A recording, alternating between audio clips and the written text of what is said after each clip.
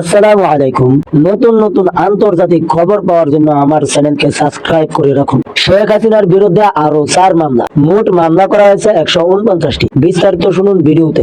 বৈষম্য বিরোধী ছাত্র আন্দোলনের কর্মসূচি চলাকালীন গুলি করে হত্যা ও হত্যার চেষ্টার অভিযোগে সাবেক প্রধানমন্ত্রী শেখ হাসিনার বিরুদ্ধে আরো 4টি মামলা করা হয়েছে। এর মধ্যে 2টি হত্যা মামলা। আজ সোমবার ও গতকাল রোববার এসব মামলা করা হয়। এর বাইরে হত্যা ও হত্যার চেষ্টার অভিযোগে ঢাকার চিফ মেট্রোপলিটন ম্যাজিস্ট্রেট সিএমএম আদালতে শেখ হাসিনার বিরুদ্ধে আরো 4টি মামলা নেওয়ার আবেদন করা হয়েছে। আদালত বাদীর জবানবন্দি রেকর্ড করে এই সংক্রান্ত মামলা হয়েছে কি না তা জানানোর জন্য সংশ্লিষ্ট থানার ভারপ্রাপ্ত কর্মকর্তা ওসি নির্দেশ দিয়েছেন। ছাত্র জনতার অভিক্ষানে গত 5 আগস্ট প্রত্যেক করে দেশ ছাড়েন শেখ হাসিনা। এরপর থেকে আজ পর্যন্ত তার বিরুদ্ধে 149টি মামলা হওয়ার তথ্য পাওয়া গেছে। এর মধ্যে 133টি হত্যা মামলা। নতুন 4 মামলার মধ্যে একটি রাজধানীর মোহাম্মদপুরে রনি নামের এক তরুণকে হত্যার অভিযোগ করা হয়েছে। এই মামলায় শেখ হাসিনা সহ 34 জনকে আসামি করা হয়েছে। নিহত রনির মা বাদী হয়ে গতকাল মামলাটি করেন। মামলায় তিনি উল্লেখ করেন, 19 জুলাই রাতে মোহাম্মদপুরের নূরজাহান রোডে বৈষম্য বিরোধী ছাত্র আন্দোলনের ঢাকা মিছিলে